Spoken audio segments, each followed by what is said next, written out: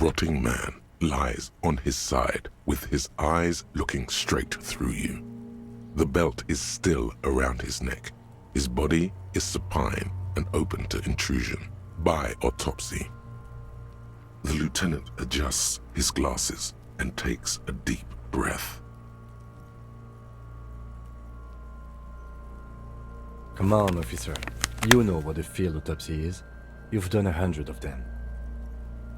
What you do know is, at 18.9 kilometers, the dormant shield volcano, Corpus Muindi, is the world's highest summit, and the failure of the 38 single, Et puis descend, to crack the top 20 was the death knell of disco.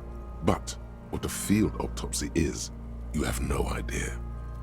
You must have me confused with the Copperpedia. You, sir, you are the Copperpedia. There truly is a time for everything, even for yellow gardening gloves. However, they are lacking hygienically. I suggest you get in there in limited capacity. I mean when I need you to. Until then, I should handle physical contact and you should take notes. That's right.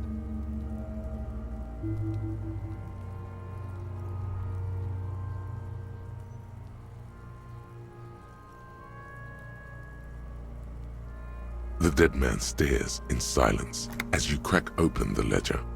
The bright red paper is covered in boxes and lists, describing the condition of his skin and organs in 3 parts.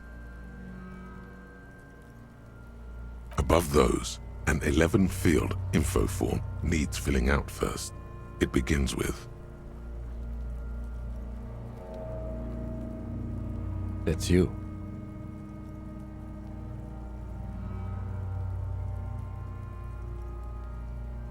The corpse is indifferent to your scribblings, just lies there.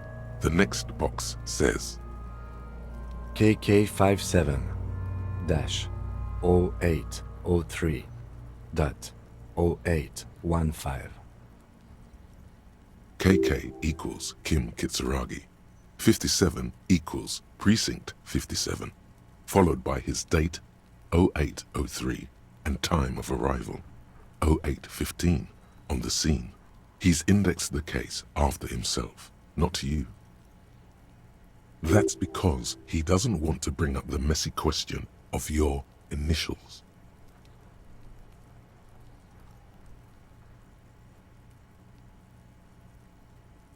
And what would that make the alphanumeric? HDB 41 0803. Help me out with the time of day, anyone? 10:15. It's understated.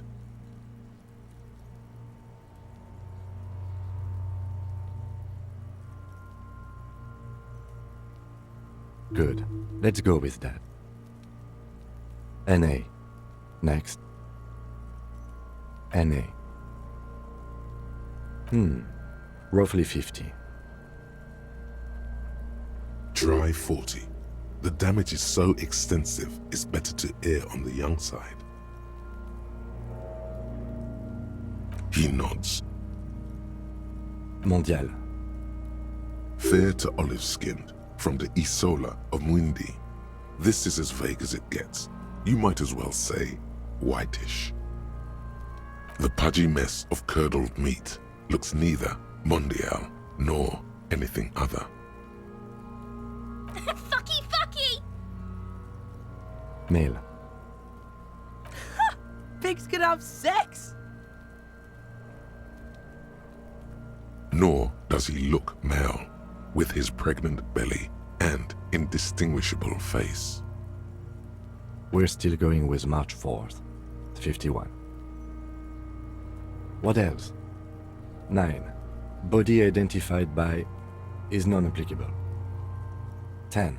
HDB 41 0803.1015 listens motionless with the cargo belt still around his neck.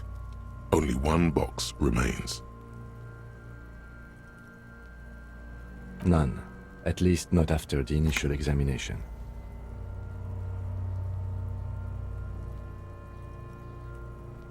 Interfering with the body's position or wounds post-mortem.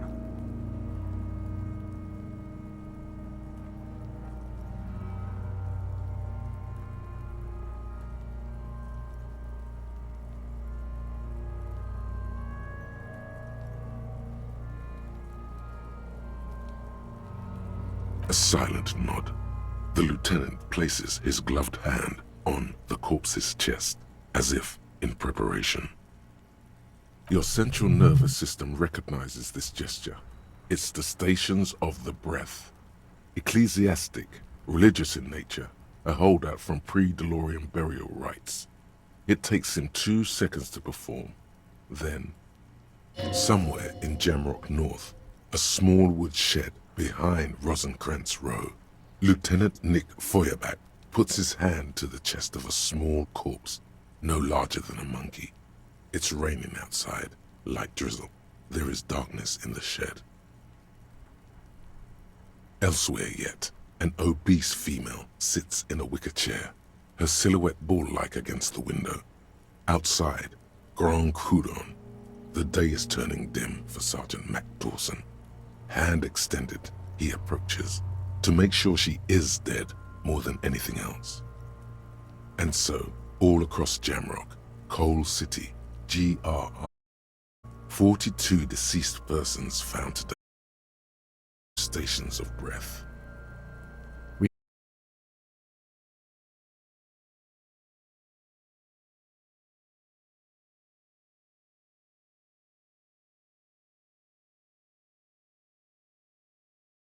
Copy of paper tries to answer why. Clothes. The deceased wears armored boots and white briefs. The make of the briefs is Babrodine, I think. Let's see. See, it's happening. Babrodine, yes. Inexpensive. Size M. Color white. The disappointment is palpable. The red-haired thing was expecting something more lurid. The rest of the clothes have been removed post-mortem by scavengers in order to get to the victim's ceramic armor. Officers are in search of the missing pieces. Removal of the boots is left for processing. It would be clever of you to omit the boots altogether, sire. If you are to keep them for yourself, as you ought to, you have deserved them more than anyone else. Patience. After the autopsy, before the body is taken away, there will be a window of opportunity. After the lieutenant has gone to sleep, I hope this has helped you, my liege. The boot has a serial number. It's E50.100.100. The lines between the plates are in the shape of the alphanumerical. The number is purposefully concealed by the design. Tattoos. The upper torso is covered in a single, continuous tattoo, resembling a national pattern. It reaches from the right shoulder to the heart. The ink is blue and white. The assistant has a color photograph of the markings, to be added to the case files as document A1. The photo is taken on the scene, using a Trigat Mini. The deceased has a belt for airlifting cargo around his neck, tied with a hangman's knot. Color yellow. Length 3 meters. There is a buckle on the other end. Well-nourished, athletically built, measuring 1.8 meters. Generally consistent with age 42. Preservation is good.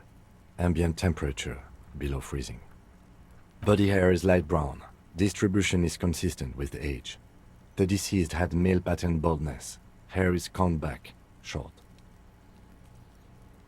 The hair under your latex fingers feels cold to touch, wet. The stench is suffocating. Strands of dark brown hair start sticking to the latex of the glove, like thread off a ragdoll's head. There must be brilliantine in there. He's combed his hair back with oil. Lividity is consistent with hanging. The head is congested.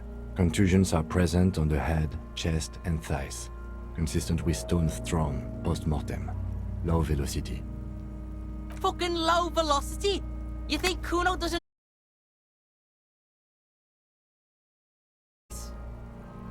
Talking shit about Kuno's velocity. In addition, there are bite marks on the face, scalp, and chest, consistent with predation. Ligature mark. The steel wiring. There's too much of it. We need to remove the belt so we can get to the ligature mark. You got just the right tool for that. The chain cutters. Always good to think ahead. Now, we need to cut the belt to see the ligature mark below. Carefully, with as much precision as you can. See? My pig is gonna fuck his head off. No, he ain't. Your pig's a boring fuck.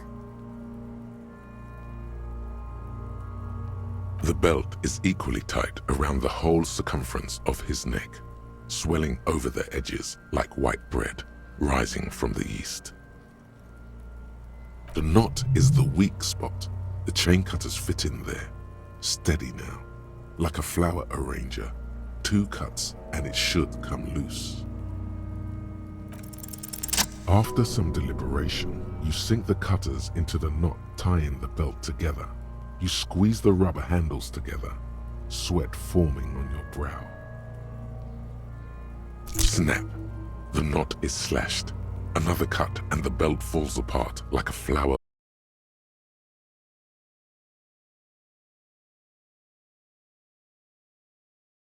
The rope rises to a point, leaving a gap in the ligature mark.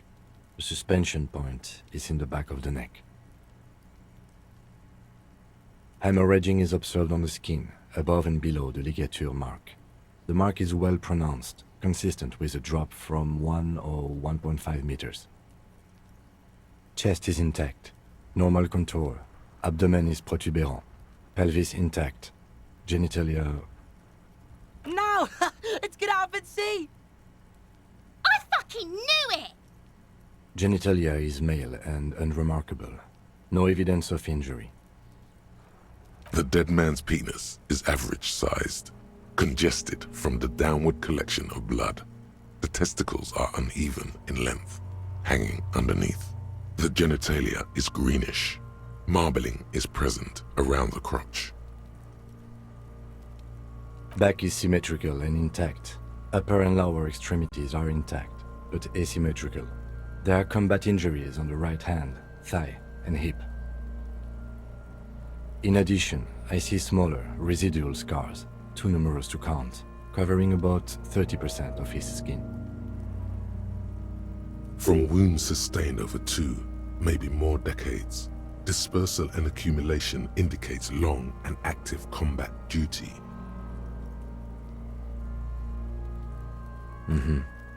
We have a real museum here. Of battles, wars. Last item, hands. The hand feels heavy, filled with decay liquids, like it's ready to explode if squeezed hard enough. You're suddenly repulsed, so much so you feel compelled to drop it. Hands are clean. No sign of injury from struggling. I was. Maybe I'm just not seeing them. Honestly, the stench is making it hard for me to think at the moment. Ooh.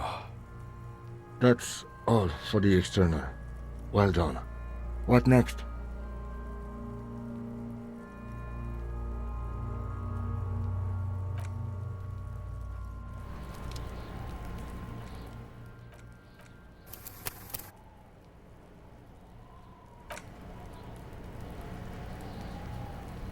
The rotting man lies on his side with his eyes looking straight through you. Bits of cargo belt lie on the ground around him. His body is supine and open to intrusion by autopsy. The lieutenant adjusts his glasses and takes a deep breath. Central nervous system. I have nothing. Do you have anything on this man's central nervous system? Of course, there is a moral to be drawn from it. A moral to this story. What would that be? The dead man looks, too, with barely contained excitement to hear the moral of his story. I think that may well be the moral of every story, officer. Good. Musculoskeletal. Purge fluid is coming from the mouth. Not injury-related. Eyes and tongue protuberant. Hyoid bone. Let's see. With his eyes almost closed, the lieutenant puts his hand on the dead man's throat and begins to massage it, gently. A rotting smell erupts from the mouth. Purge fluid runs down his lips, black and viscous. You hear cracks as the lieutenant moves his sharp fingers inside the flesh, like the creaking of an old house at night. Yeah, jack that fucker off! The hyoid bone is fractured. The rest of the musculoskeletal system is intact. Unremarkable. Respiratory system. Oral cavity shows no lesions. The victim had possibly after a combat wound. Mouth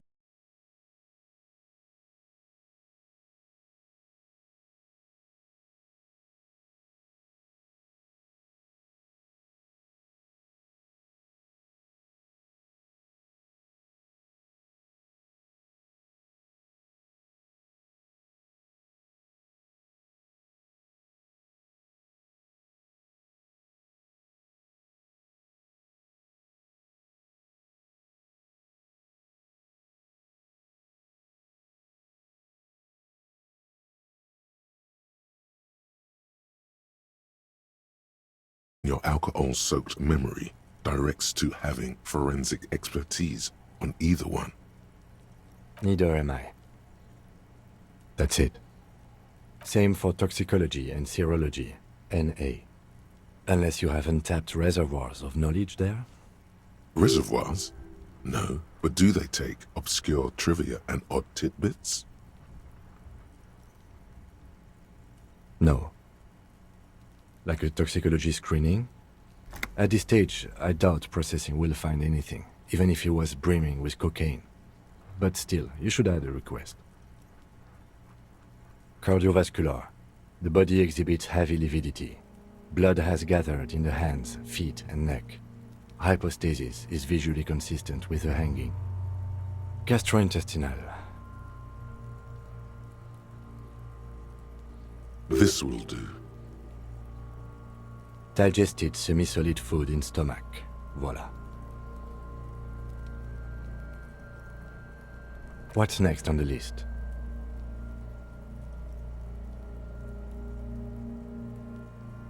Let's see. We have bite marks, contusions on the head and chest, and a ligature mark encircling the neck. You'll need 3 feels. Leave a 4th one too. Be thorough if you want maximum results.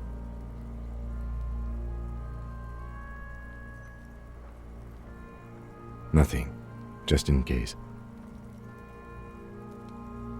Head, chest, and scalp bite mark injuries. Predation by birds has caused damage to the body. Odontologist does not need to be consulted. And your opinion, officer?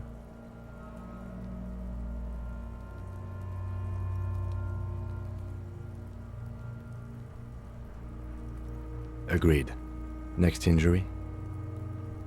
So, the scalp bleeds from a post-mortem head injury, a stone.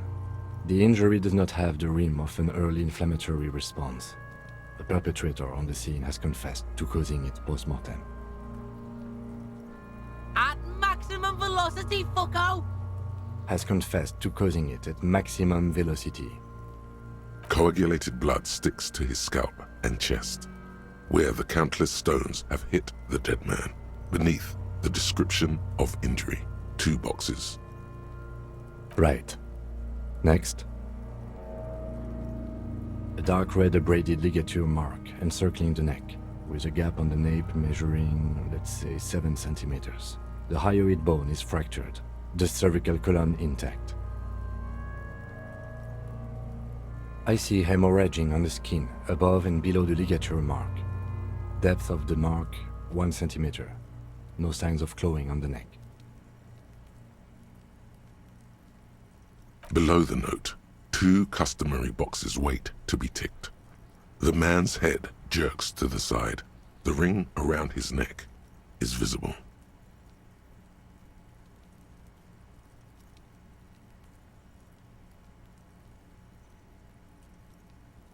Think for a moment. There's time. Don't rush.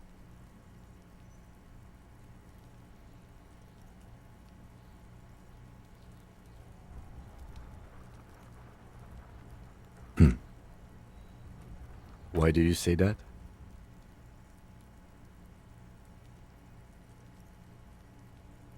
Did you? I'm not so sure. I thought we could establish the cause of death here, officer. Now I think we should leave it empty.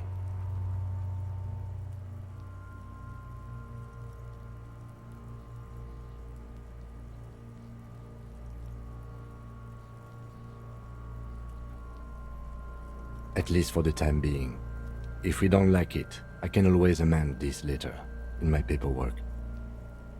Let's wrap this up. I pronounce this field autopsy over.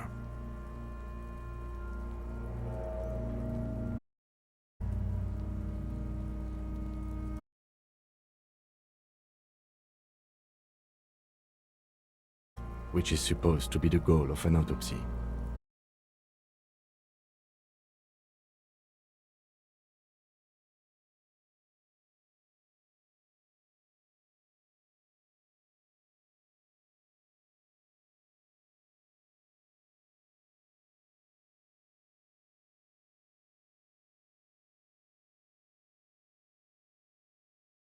Circumstances, it was a professional field autopsy.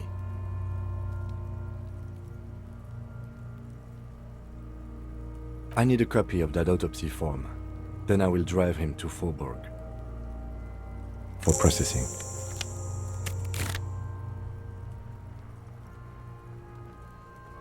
You tilt your head, also looking at the corpse.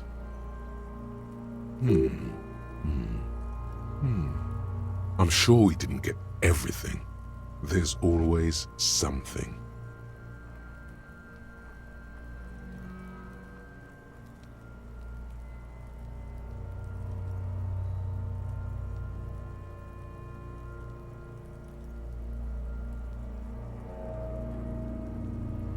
I thought we decided to leave it to processing.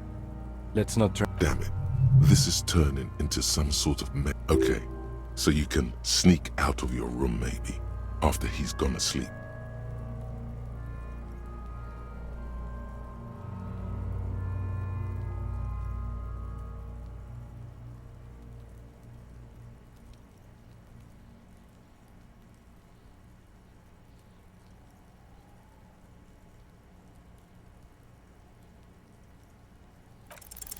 You run your hands over the victim's cold body, his limbs, his torso with its swollen organs. Maybe you should be more thorough. His fingernails have turned dark. They're chipped and quite long. There is dirt under them. That's all. Do you think we missed something? Okay, well, we are in livor mortis here. He is disintegrating. We need to refrigerate the body if we want to conduct another examination, and we need to do it fast. It would have to be industrial in size. Let's start by asking Gart at the Whirling in Rags and the Fritz store down at the gates. If they don't know, but only if all else fails. Fuck are you looking at, Beano man? You want a piece of the Kuno? Wanna get fucked? Only if all else fails. Kuno looks like he gets around. Knows Martinez. And its fridges too, probably.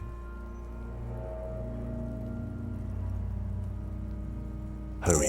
This is one task we cannot sideline. With every hour, whatever we are looking for will become harder to find. I'm gone.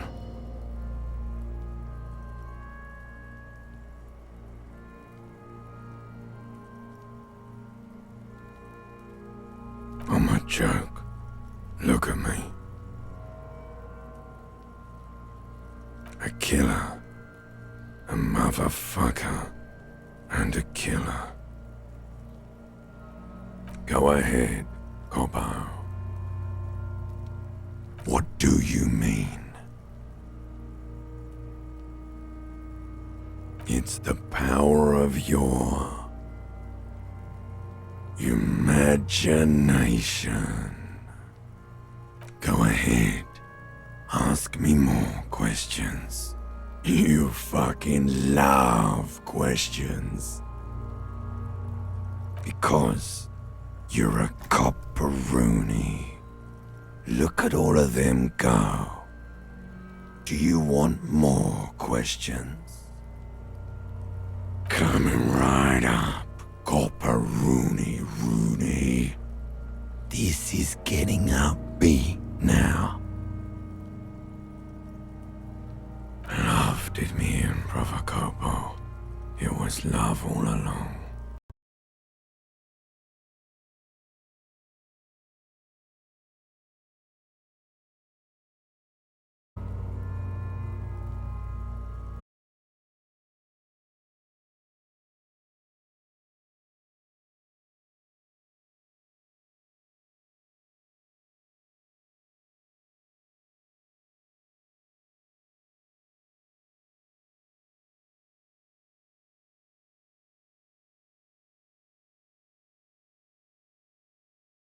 Learn the difference, buddy. This is embarrassing. Fuck no. You're no Rooney.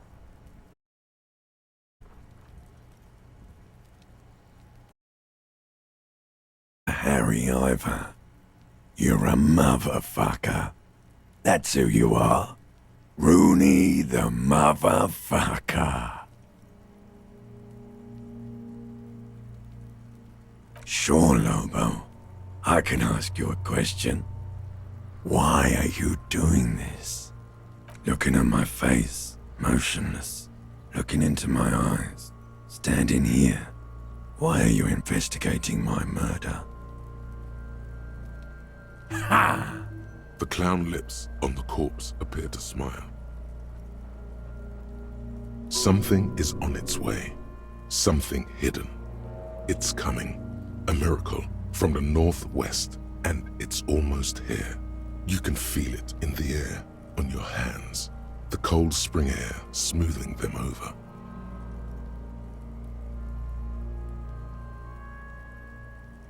Into the wild pale yonder. In the past, way out in the west.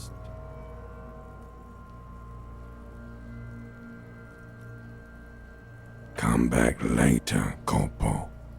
Amuse yourself with my frank manners and my memento mori features. If possible, also, see me in your dreams.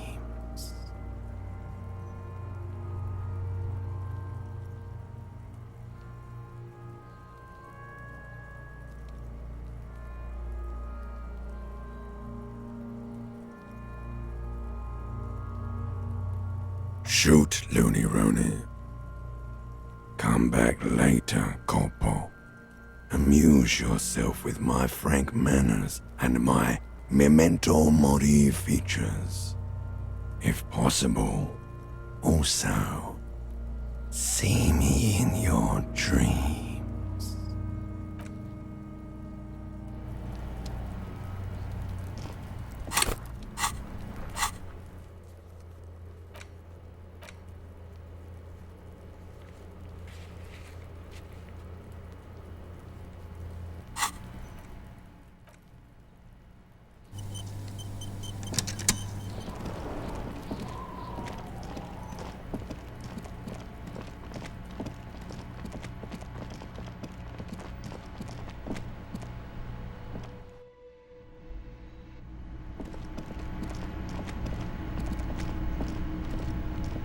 Can I help you?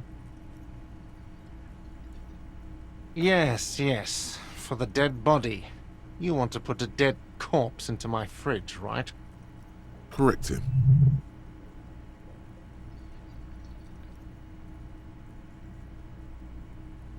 I don't care. You're not putting a dead body into my fridge. Because this is a culinary establishment, not a morgue. I can't believe you even asked me.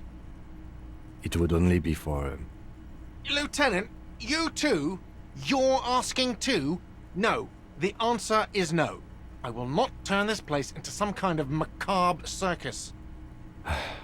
Let's go talk to the frit clerk.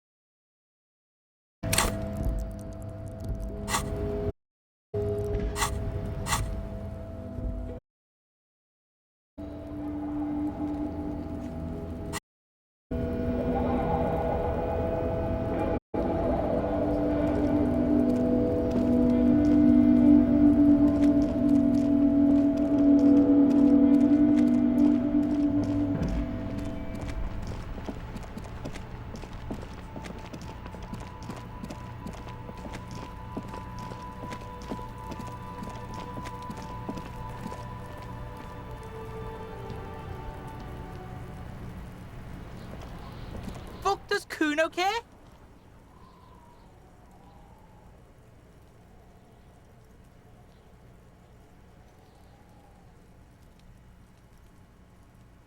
For the fuck imp. Good thing you asked the Kunmeister. Kuno knows a fridge. Perfect for freezing Bacon Man's in a rush. But what's in it for the Kuno? What's the return on Kuno's investment?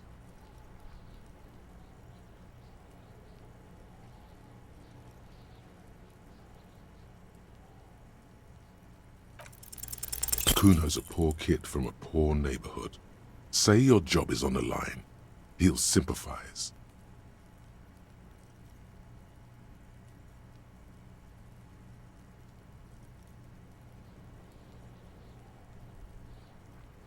No, it's not weakness. It's sincere. Do not confuse sincerity with weakness. Say it. Trust me.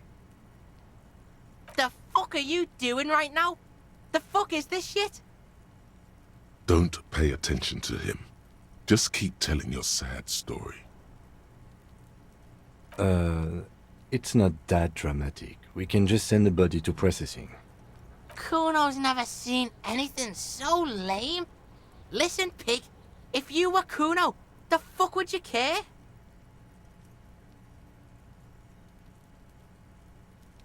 You just haven't done it long enough. You need to do it even longer. The golden-mouthed man is a liar. He can't be trusted, sire. He only wants to humiliate you. No, it's the face blob who's trying to humiliate you.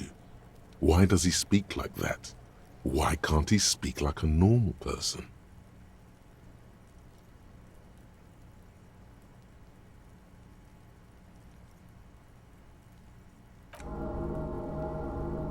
See sad shit? Kuno doesn't fucking care about this sad shit. Your sad shit. Now, how about you at least try to entertain the Kuno? Why don't we go pester some other kids now? That's actually not such a bad idea. Kids do see stuff. Kuno doesn't...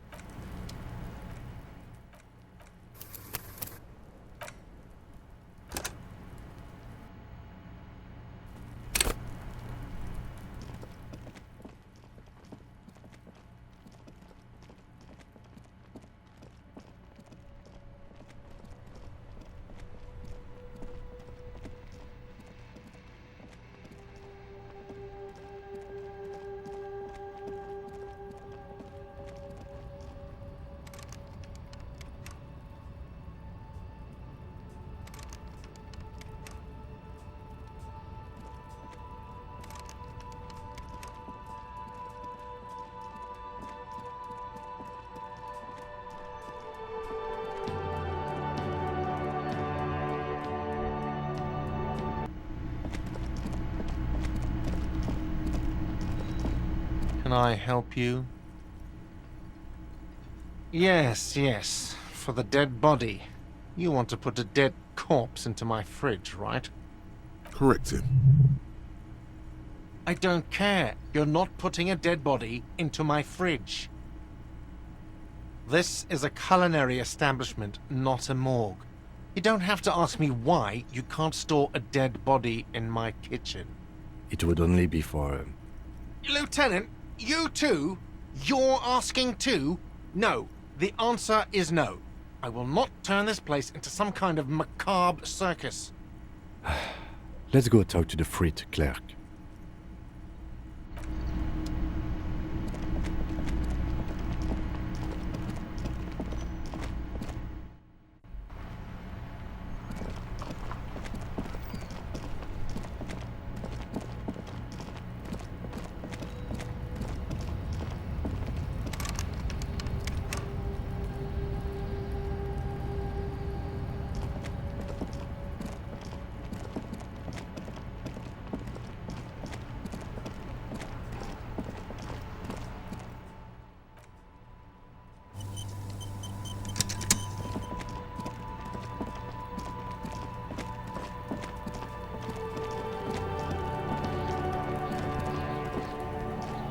Fuck does Kuno care?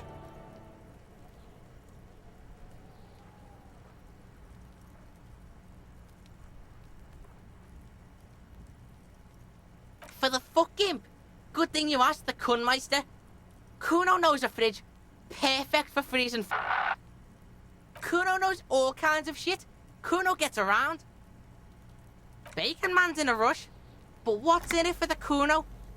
What's the return on Kuno's investment?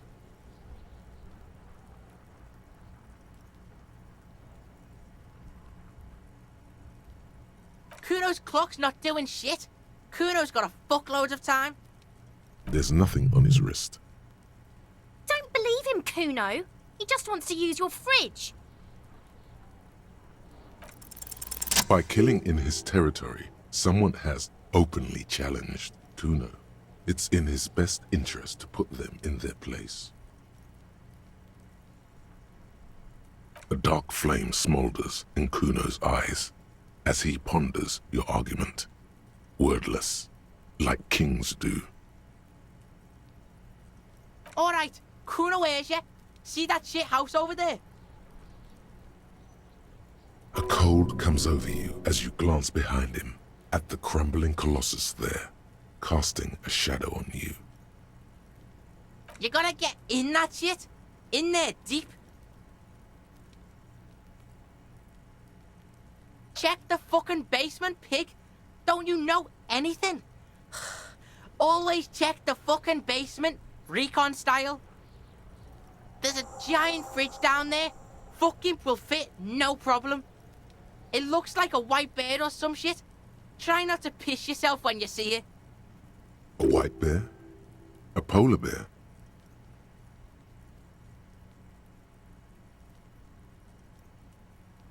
Through the bookstore, you gotta beg the book bitch.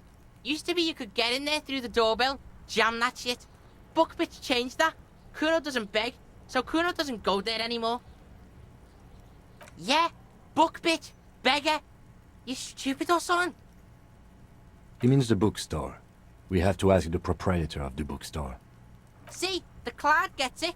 Listen to your four-eyed friend. You didn't hear it from Kuno, pig. But don't forget where you heard it from. Kuno owns you now, pig. You're Kuno's property. Kuno doesn't fucking care.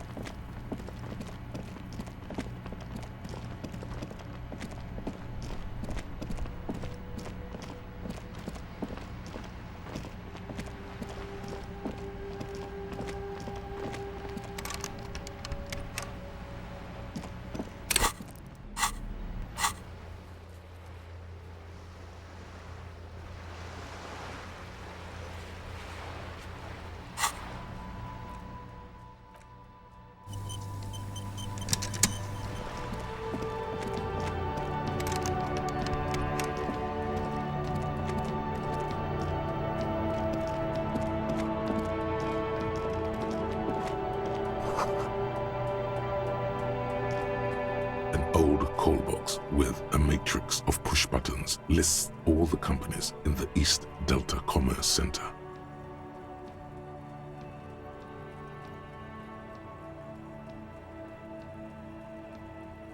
This button looks new, but someone has removed the name card. Nothing happens when you try to...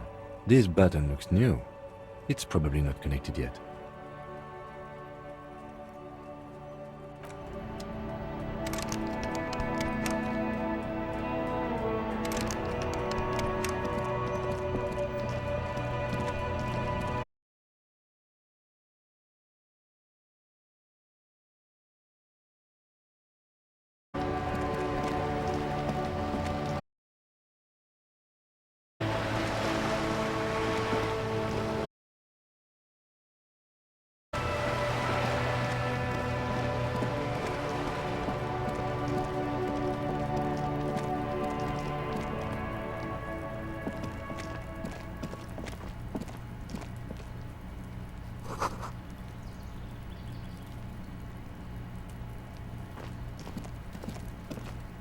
There must be another way into the building.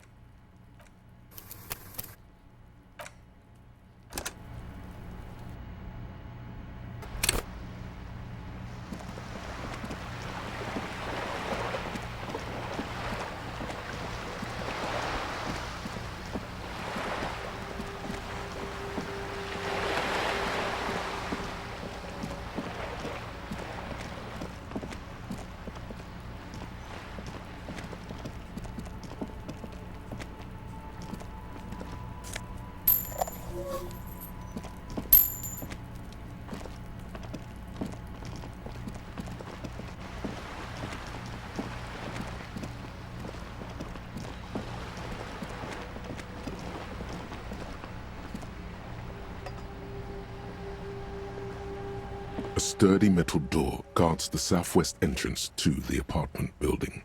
It's locked.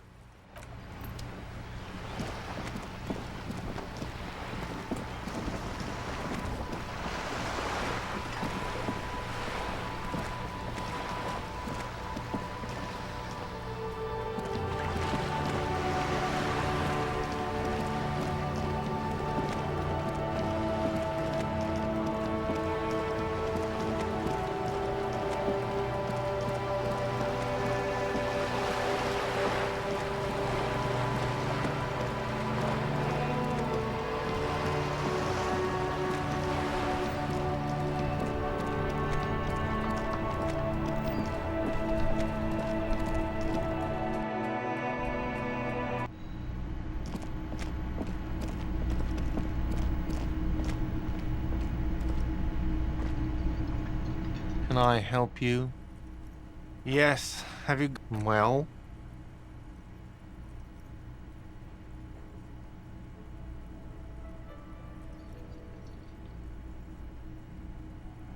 Great. Thank you, officer. That's all I wanted. Payment for services rendered. If you continue to stay here, I just ask that you please pay your nightly bill in advance starting tomorrow. The electronic lock to your room has been disabled till 9 p.m. tomorrow. Please pay for each night in advance starting tomorrow. 20 real per night. I'll take a room here too. Of course. Always happy to have officers from the RCM as guests. Anything else I can do for you?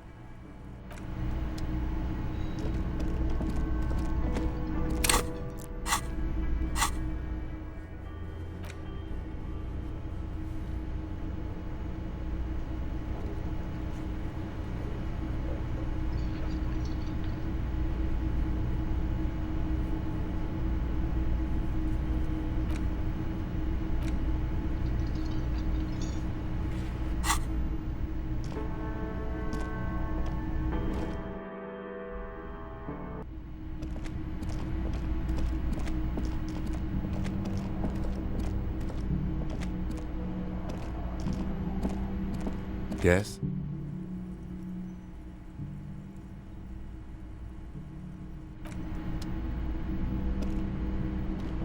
This is the door to the room you redecorated. Just a moment. We should talk about our progress on the investigation. Let's go out to the balcony.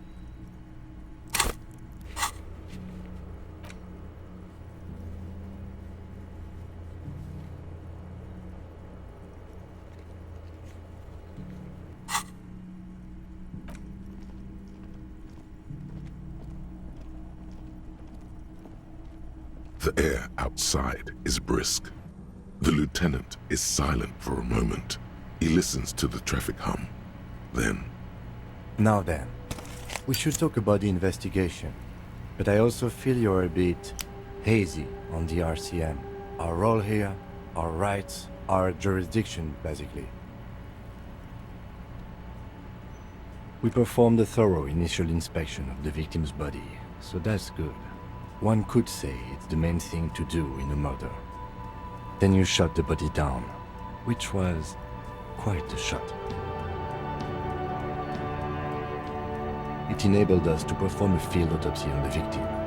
We found some things we can really work with. I still feel like we're missing something, but we performed a thorough search of the premises of the crime scene. That's great. Now, as for interviews, my list of people to talk to here in Martinez, I mean.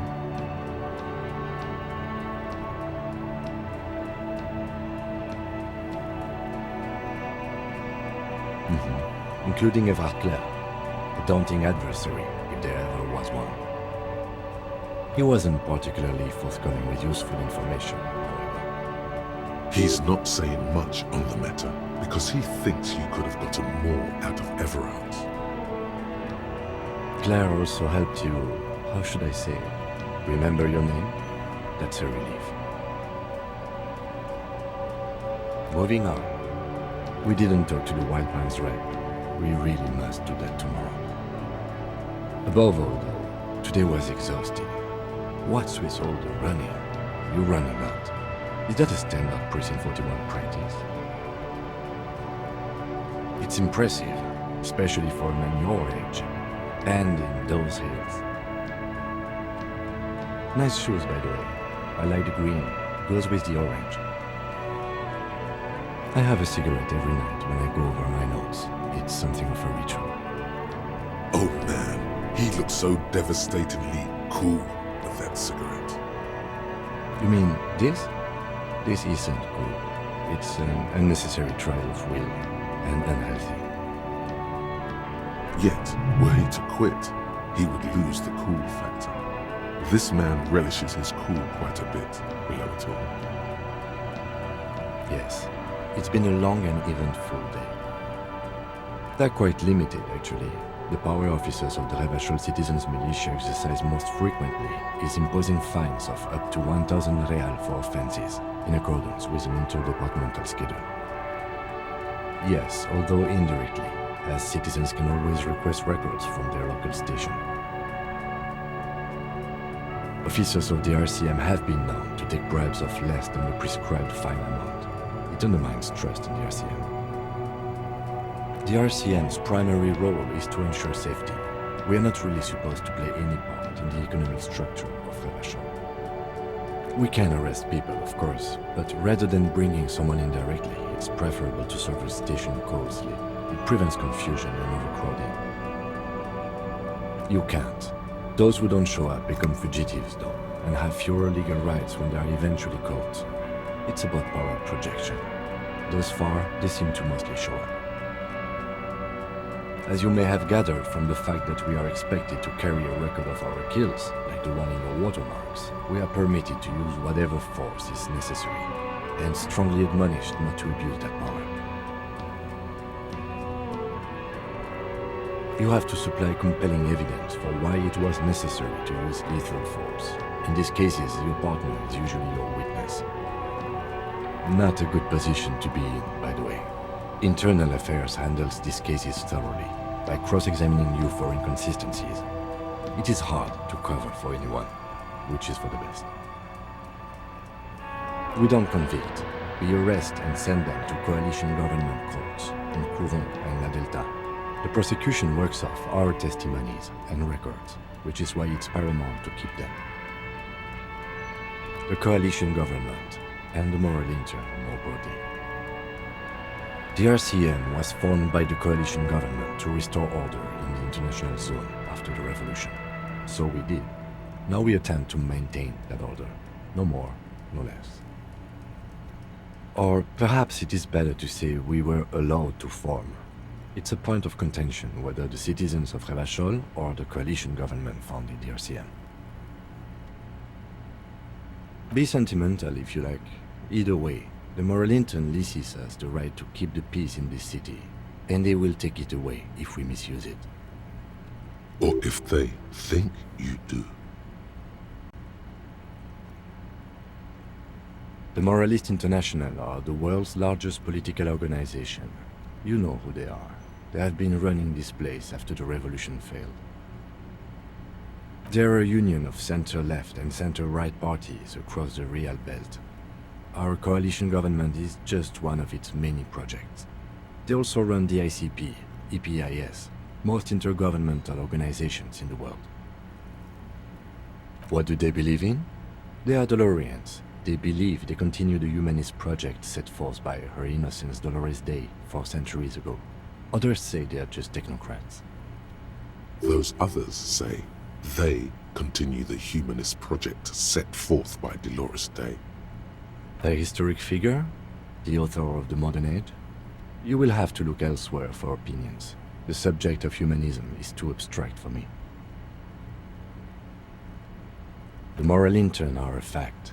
I try not to have opinions on facts until they change. And it doesn't look like that's about to happen.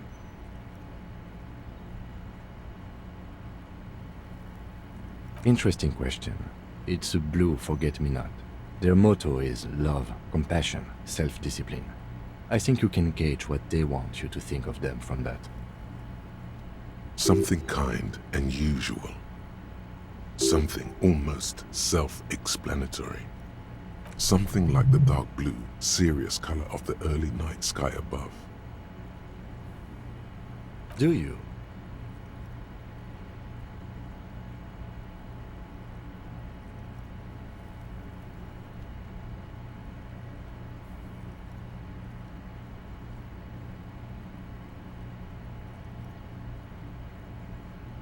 We are in what is called the twilight of international law. The laws we claim to enforce come from the MI. Without them, we are simply vigilantes.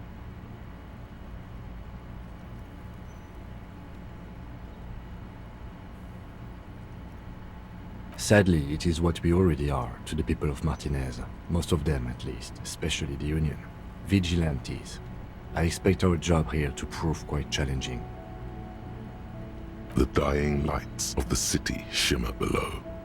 Slowly, like luminous clouds, they pass on his lenses. The lieutenant looks at his slim cigarette, contemplating the next drag. An aerostatic passes overhead, the whiskers of its floodlights on the ground below. Kitsaragi's glasses light up as he looks to the sky. 2 glowing circles. They really don't like us here. And the mouth on that kid, Kuno. It's different in land, in Jamrock and the GRIH. It's our fault for leaving this place to the dogs, to the Union, to the company, not daring to come here more often. It's like I told you, this place is an orphan, fallen between the cracks. We run this city. West of the river is RCM land. It's incredibly hard. Human beings are... But we are in control, and it's worth it. The organization works, our systems work. If they didn't, the city would disintegrate. Me too, but I wouldn't count on any drastic changes in our lifetimes. He is very tired, but the dark circles under his eyes make him look younger, not older. Yeah, it's getting very cold now. Let's go.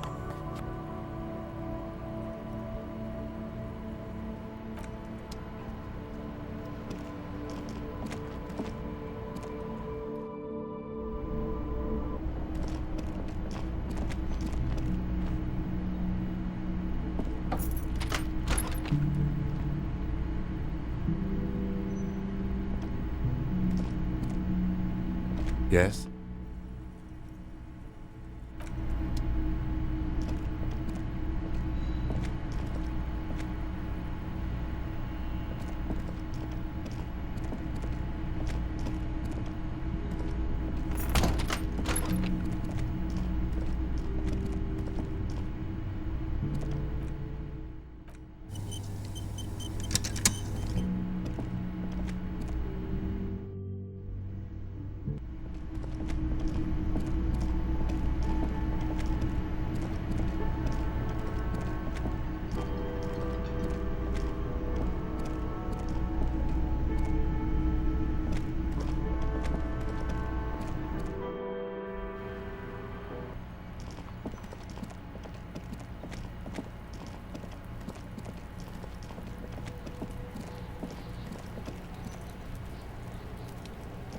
The man is decomposing visibly now. Every hour, he looks less like a creature and more like a pile of intestines. The body is reluctant to let go of the boots, as though it were its last bit of dignity. Whoa! Kuno's little sneak pig's back for the booty. Yeah, fuck it to pieces for us, liar. It's not completely useless. You're able to reveal a little more of the putrid polymer sock beneath the boot. It's not completely useless. You're able to reveal a little more of the putrid polymer sock beneath the boot. It feels like the leg is going to come off along with the boot, but you're able to get the boot to move a centimeter or two. Just relax. This is easy. This is happening. This is the right method. It takes some time, but eventually the boots come off, with nasty slices of polymer sock stuck to even bigger pieces of skin and rotting flesh. Look, he's skinning the fucker up good. Pulko style. Hell, keep at it, pig. The legs look like they've been clawed at by wild animals. As for the boots, you can't possibly do anything with them until you've cleaned and disinfected them thoroughly. Yes, these absolutely need to be washed before. The stink is incredible. Didn't the Whirling have a kitchen?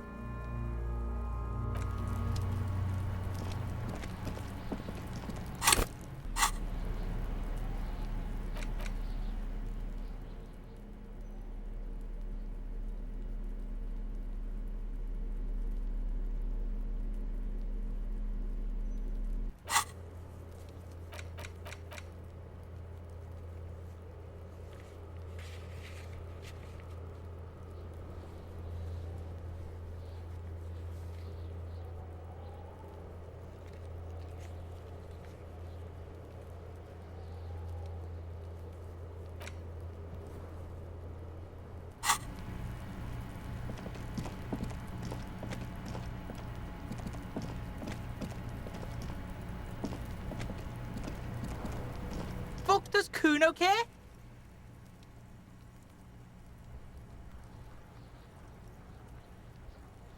Kuno doesn't fuck. I'll die before I squeal, pig.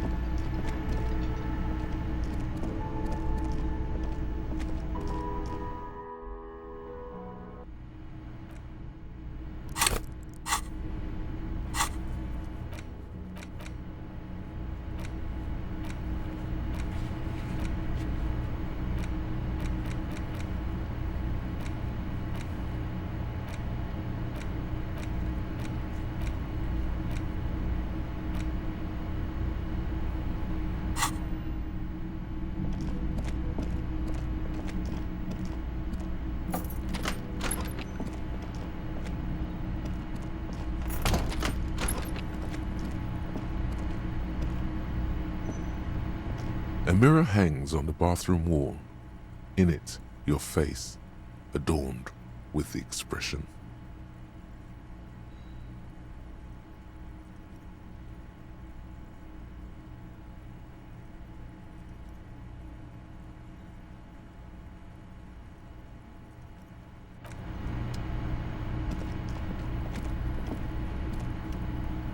The bed is cold and not particularly inviting, but it's yours.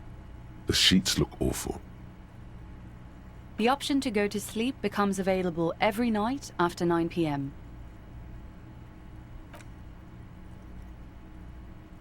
The sheets feel at once coarse and clammy against your skin.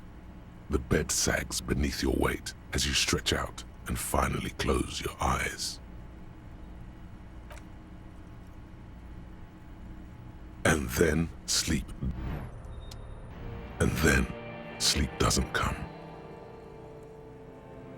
Obviously, you're in bed with your eyes closed, but it's not happening. Maybe it's the bed's fault. Its synthetic filling has separated into hard lumps. The pillowcase smells oddly.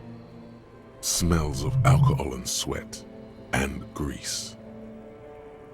It barely covers your toes, stretching over your soft belly. This is your body here, intimate and warm, breathing.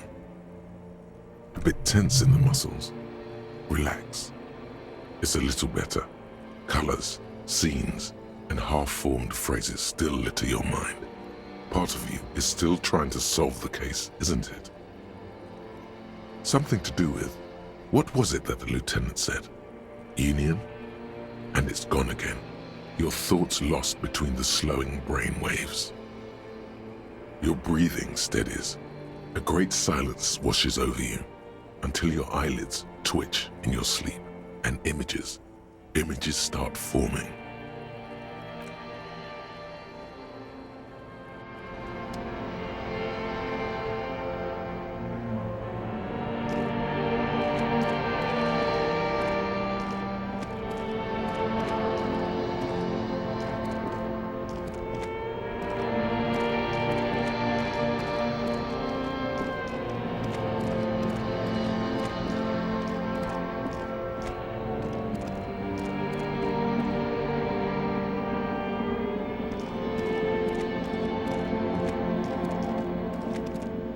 Do you remember the scent of your childhood? What it says on the can, Harry. Answer the question.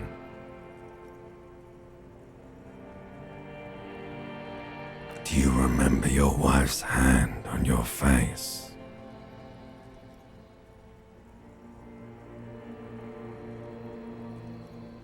Do you remember the warmth of her thighs? Between her legs and in her mouth. You know who I am. I'm the bad day. The one where you ask her, and then later in the streets, wandering. It's the worst day of all time, Harry dear. And it's coming. She will hear about it on the phone. Reality will turn into a grotesque nightmare. This will be the last thing you did to her. Tell me, do you remember the love of your life? That's right, funky baby. And you just stood there. One hand on the bottle and the other on your dick. Watching her go. Let it all be dragged away from you.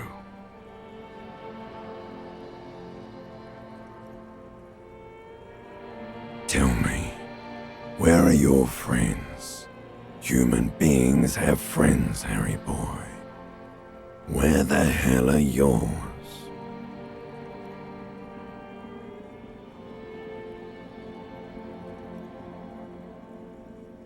They were only cramping your descent into the abyss. Now they're gone. 3 times gone and never coming back. All of it. You failed. You failed me. You failed, Elysium. Everything. The Pale and the Islas. On the surface. The outer magnetosphere. Burning, furious truth. 8,000 years of written history. You really dropped the ball, Harry. 4.6 billion people. And you failed every single one of them. You really fucked up. No, Harry. You were just talking to yourself. That's all you ever do. Even in your dreams. And the act is wearing thin. The spots of the disco ball fade around you. You'll be back in those cold snakeskins in no time, sweating up the bed. Stinky boy. You're not coming back from shit, thrashing around in that high conductivity state of yours, bumping into things and acting like a clown. Who are you kidding? You're trying to what? I can't hear you. This is just a word dream now. Jumbled up garbage. The pictures are gone. A thin, sleep-like state. More glass than velvet, grinding in your head. So something is wrong. Sleep shouldn't be this bad, this dry, this unnourishing. There's something wrong with your thoughts. Oh yes, party boy, and it's worse than the one before. Just think of the shit you saw. Here it comes too. So soon already. A silent alarm goes off in your head like clockwork. Barely let you sleep at all. Time to get those clothes on, Harry. Time to go to work in the shit factory.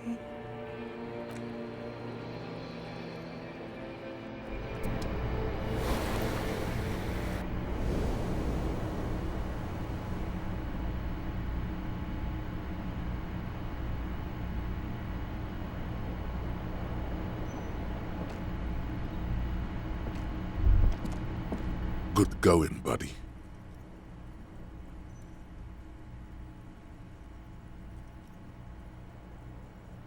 Yes, wait till you see the one with the chick in it. It's gonna be a good one. You feel even worse this morning than you did last night. You don't know? You don't know?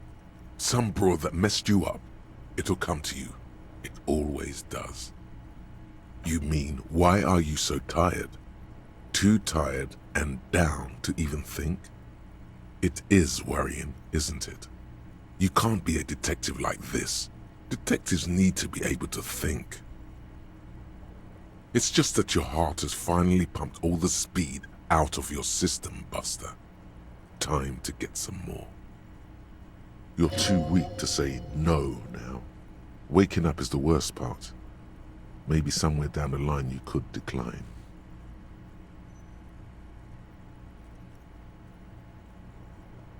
Speed is a potent central nervous system stimulant.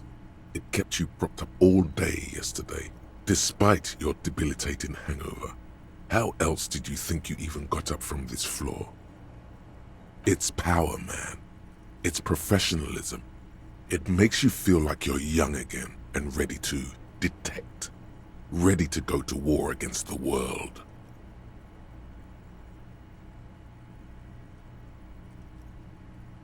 Are you sure? Ready to live as this pathetic shell of yourself for days? Basically, a week.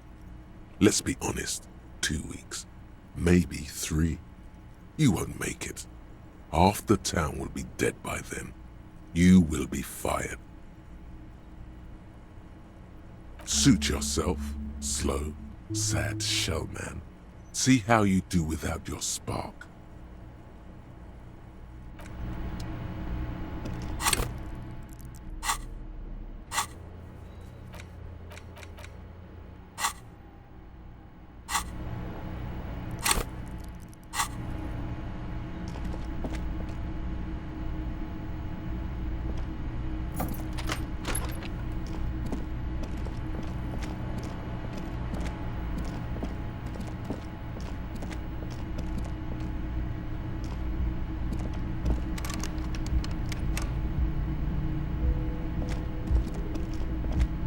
The door is closed.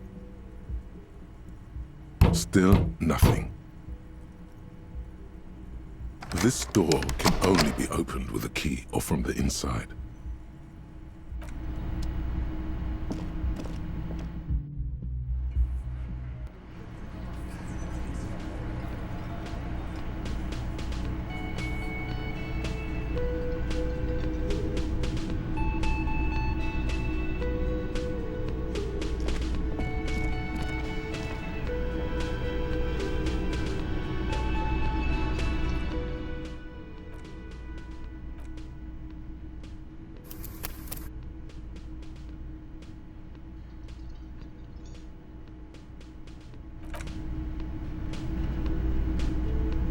Morning.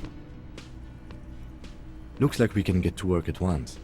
The Union muscle turned up. They look rowdy. We should talk to them. I mean ungovernable. Martinez isn't exactly enthusiastic about the RCM being here. They prefer to be policed by the Union.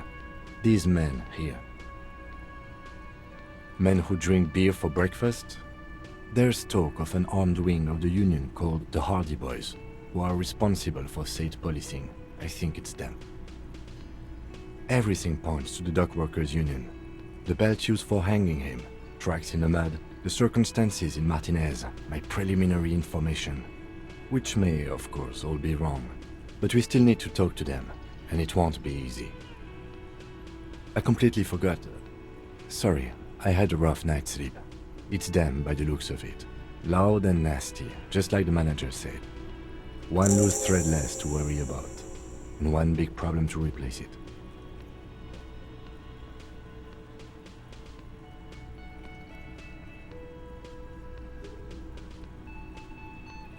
That would just escalate tensions. No captain would sign off on it. Solving one murder isn't worth a conflict between the RCM and the Debarders Union. In fact, even the death of 2 detectives might not warrant an all-out war. So let's keep a cool head, okay? One more thing before we do. We don't have to talk to them immediately. We can walk right past them, continue with our business.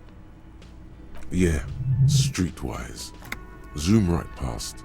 Do it on your own terms. But aren't you curious to know what they have to say about the murder? They're in no hurry to leave. They think they own the place. Anyway, I leave that choice to you. Whatever you decide is fine by me.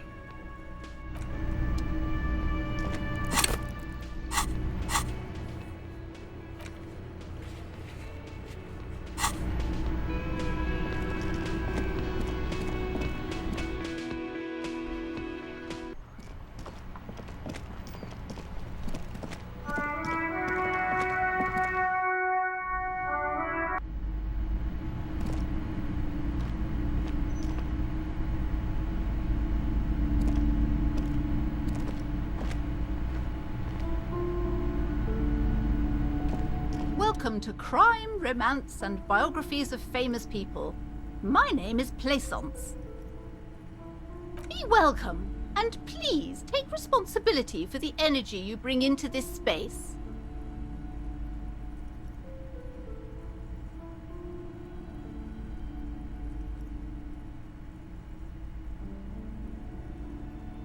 I am the proudest owner of our little shop of culture.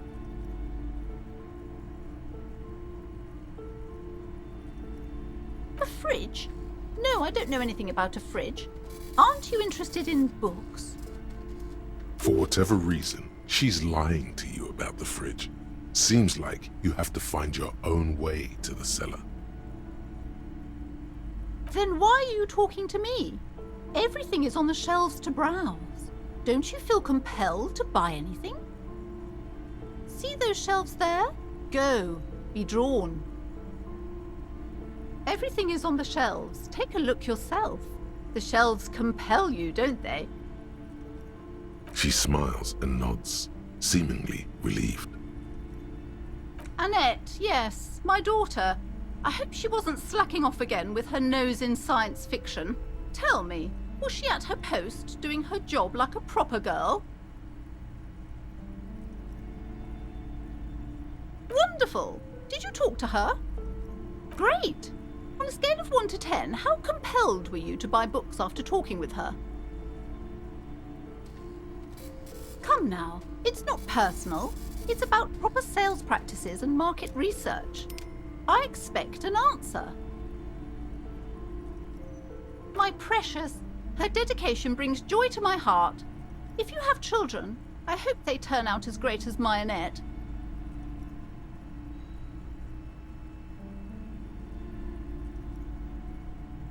Mind your own business, sir. In our society, people don't get to tell each other how to raise their children. It's none of your or anyone's business.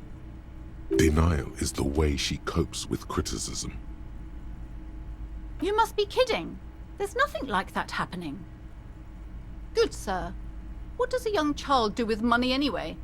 No, I save it for her, as a fund. She's securing her financial future out there. Such criminal behavior would not happen in more developed countries. Those countries will realize they've raised a lazy and spoiled generation. Are we done with the jokes now? Yes, we've had quite enough fun here. Right. The woman before you scans the store, her shoulders rigid and tense. Every now and then, she nudges her glasses.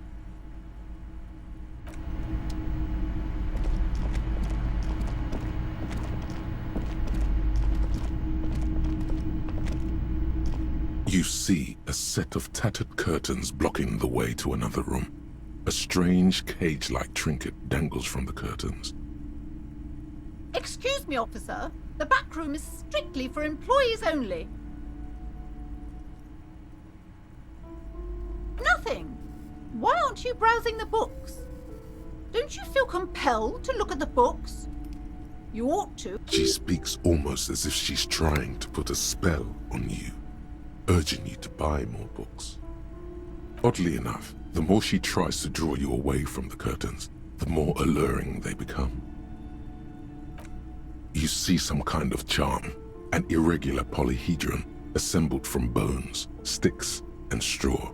Inside, a disturbing fish head with empty eye sockets stares at you. This is a traditional Seminese ward, meant to provide protection against ill luck, bad dreams, curses, and other supernatural scourges. Inhabitants of Île de Fantôme, the Seminine Islands down south. Aside from poking at it suspiciously, there is nothing else to do with the fish head charm at this time. The curtains remain shut before you. Just as you're about to pull apart the curtains, the petrified voice of the shop owner cries out once more. Sir, don't touch that. I told you it's off limits for the customers. Parapsychologically speaking, we're done if you decide to open them. I won't be held responsible for the consequences. It's too dangerous. She looks away, mumbling. Why is everyone always messing with the curtains? Why can't they just buy books like normal people?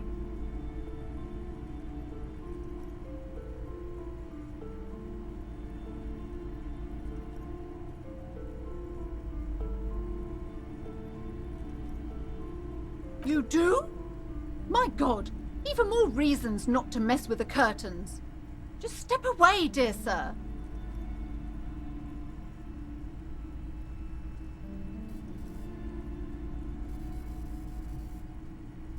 Why?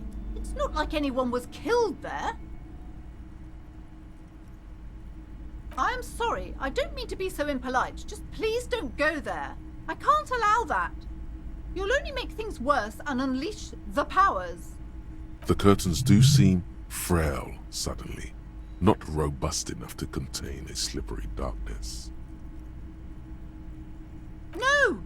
Please just talk to me, officer. Come here and let's talk this through before you decide to do anything extreme. Talking is always good. Go see what she has to say.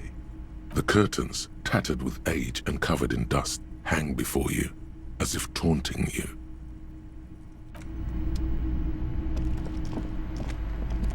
Hello again, esteemed officer, and welcome to Crime, Romance, and Biographies of Famous People. I already told you, it's just a storage room for employees. I don't understand why it's so important to you. Just let it go, officer.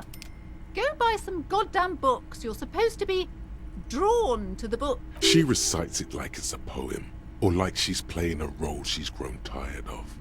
She's so tense, it's a miracle she hasn't snapped in half yet.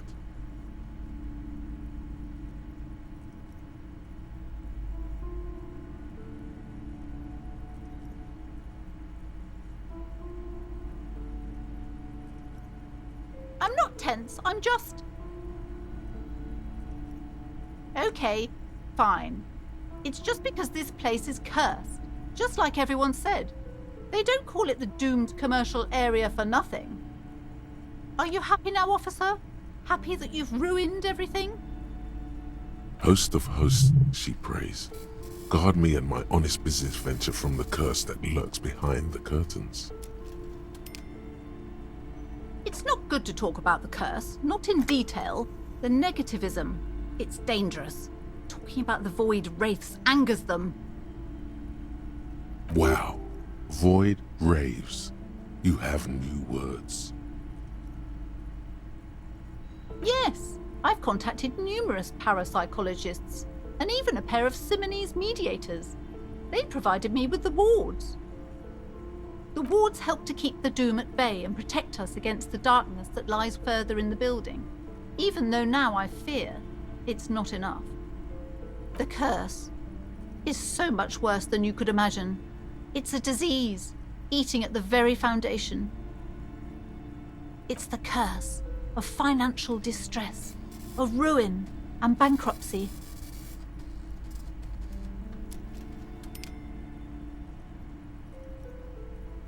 Everyone knows that all the previous companies in this building have sooner or later declared bankruptcy, and their malicious spirits are still here, feeding off bad business practices and disappointing income statements.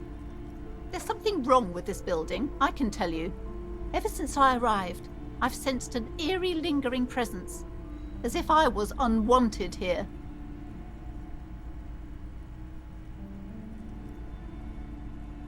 Oh, this? No, it's a special Himian amulet, blessed by desert pygmy shamans, with a spell of compulsion. It's to compel people to buy books.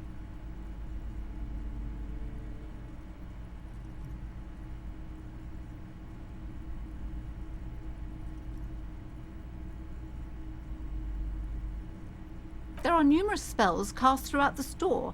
I had the books anointed with a different inducement spell, for example. It's guaranteed to boost sales 15%. Desert pygmy shamans. That sounds like a rather questionable way to describe a group of people. Most certainly not. I don't want anyone who's not familiar with the psychic arts to get involved in this mess. Stay away. Leave the spirits be, so they can return to their slumber.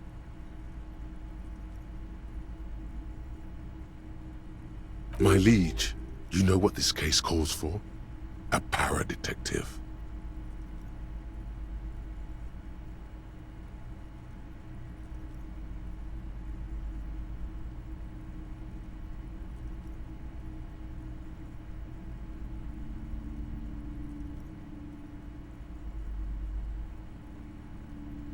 Okay, but please, only a few questions. You wouldn't want... The woman before you scans the store, her shoulders rigid and tense. Every now and then, She nudges her glasses.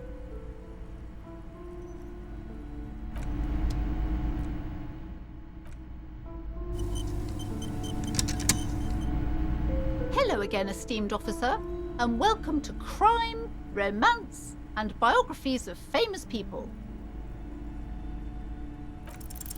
Slither up to her, you silver-tongued fiend.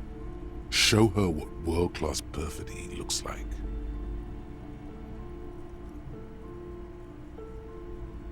You're not lying. You're giving her peace of mind. The mean. Are you sure? Don't think I haven't seen charlatans before. You're no paradetective. You look nothing like one. And you're clearly a drinker. Pardon me for being so blunt, but... You look like one. The lieutenant keeps his usual stony calm. He silently picks out his notebook.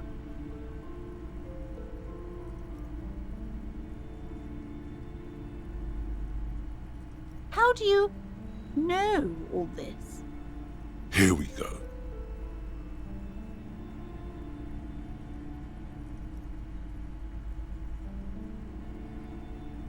I should have realized. A pattern lies within the fabric. The hand of fate guides us. Our meeting couldn't have been mere chance. But I am not the only one at risk. I have to think of my daughter. You are certain you can help us? Keep us safe? I can't allow any collateral damage to hit us. If you promise, good officer, then you might be our last hope. Do you swear it?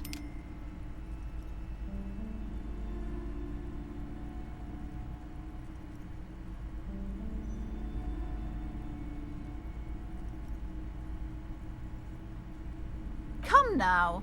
Enough with your jokes. No backing down anymore. Do I have your word? Thank you, sir. There's one more thing I haven't told you about yet. The entity.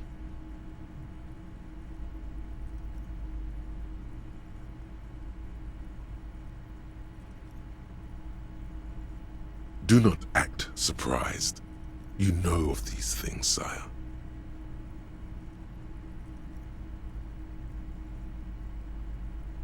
Yes, a malignant entity that lives inside the chimney.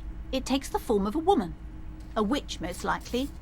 She, or it, must be connected to the curse somehow. No, this chimney is part of the building's central furnace, and it's enormous. She has barricaded herself behind some metal security curtains. God knows what she's doing there. Some unnatural magic, I assume. You should go find the entity and ask what happened to all the companies in the building. What is the source of this curse? Here's the key to the warded door behind the curtains. Take it. Oh, and please do return to me after you've looked round. I'm quite anxious to know what she has to say about the curse. What you discover in there. What you discover? Probably just office space. And the damn fridge. Don't be scared.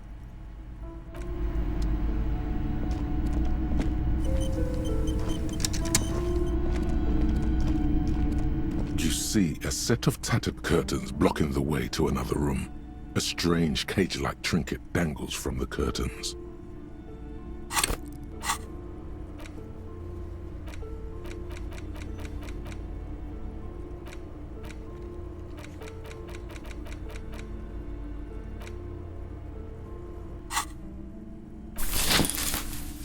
You see a dimly lit room full of dusty furniture and trash. A doorway stands in the back, covered in dozens of scary little Seminese wards, your shadow looming over it like an omen. Oh!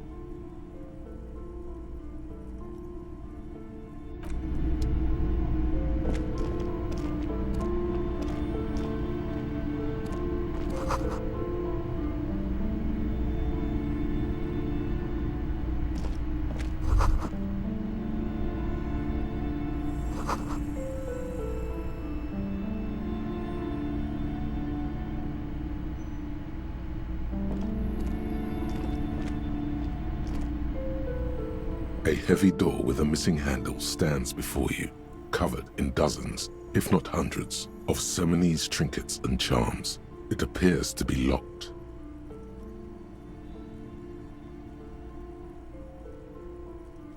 Only an echo. No one is there. A hollowed-out, dark echo. After exerting some force, you manage to turn the key. It's eerily silent. The door slides slightly open, letting a draft of cold air into the room.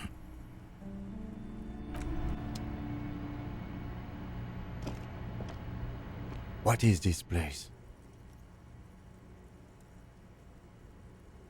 No, it's a gym, though it looks like no one's been here in ages.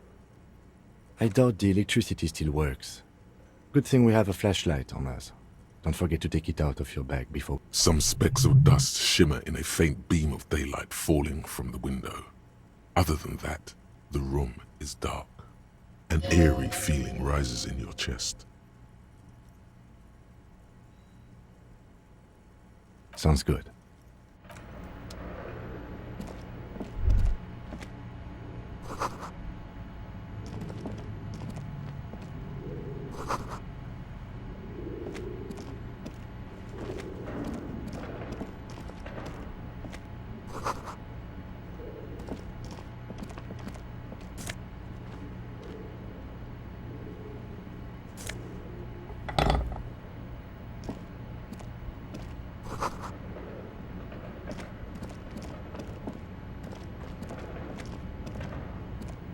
A barbell lies on the floor.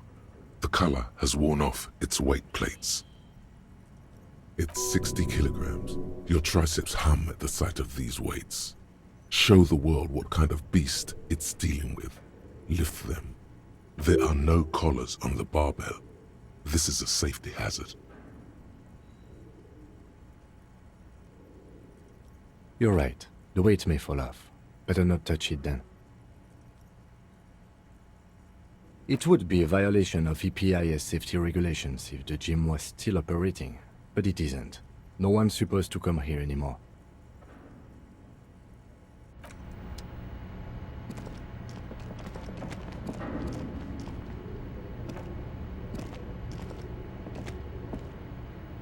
It's dark. And the flashlight works a lot better if you hold it in your hand.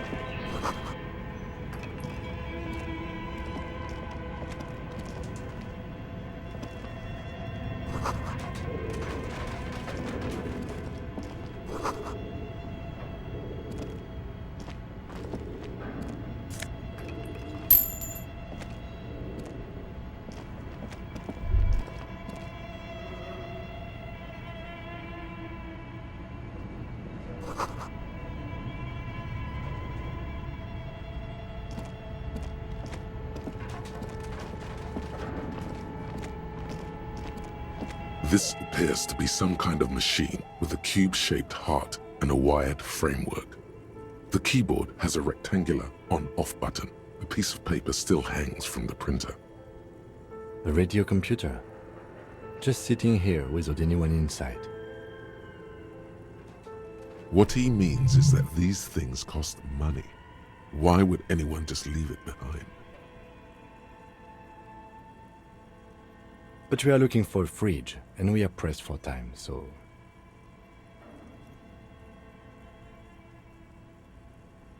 On the other hand, it's not that I'm not interested in abandoned radio computers. This is the Ream Civic radio computer, model RC5120, equipped with a Feld mainframe and a Ream-compatible printer.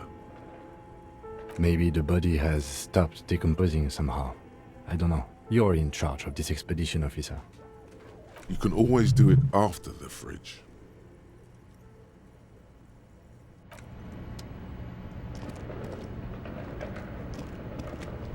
Your flashlight slides over an old green chalkboard covered in scribbles, sketches. Some of the writing has faded with age, but you can still make out sections here and there. Photos and...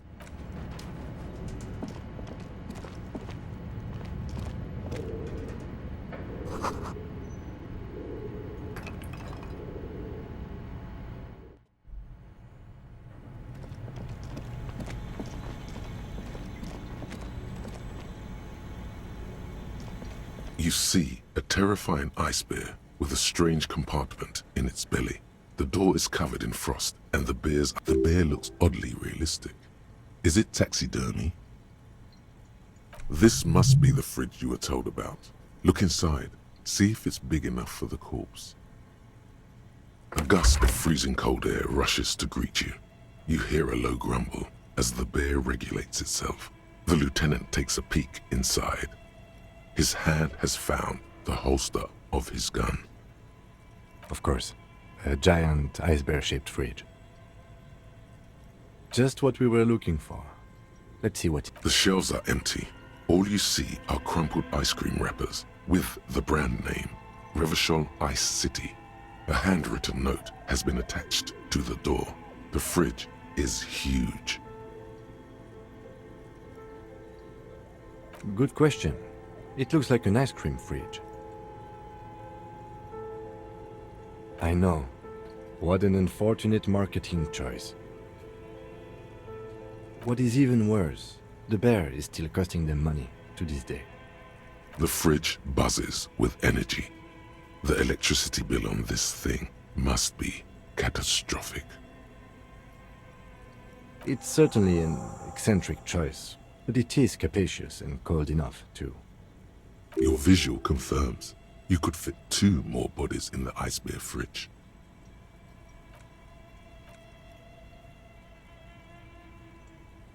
Shall we go and get the body, then? I'll take the head, you take the feet. The stairs won't be easy, but we'll manage.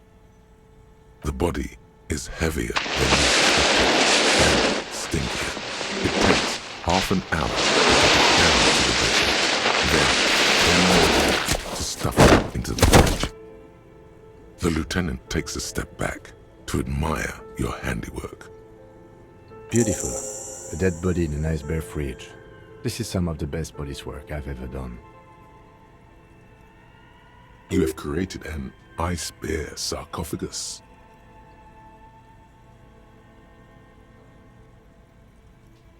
Talk of the ice bear sarcophagus must not leave this room.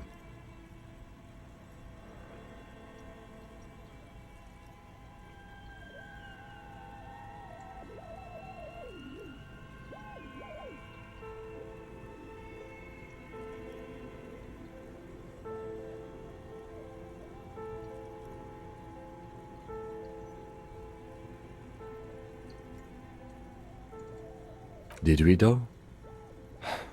Okay, maybe we did. At least we've stopped the body from decomposing further. Now you can conduct another inspection under controlled circumstances. Inside the icy realm of the ice bear fridge, the corpse stands slumped, waiting.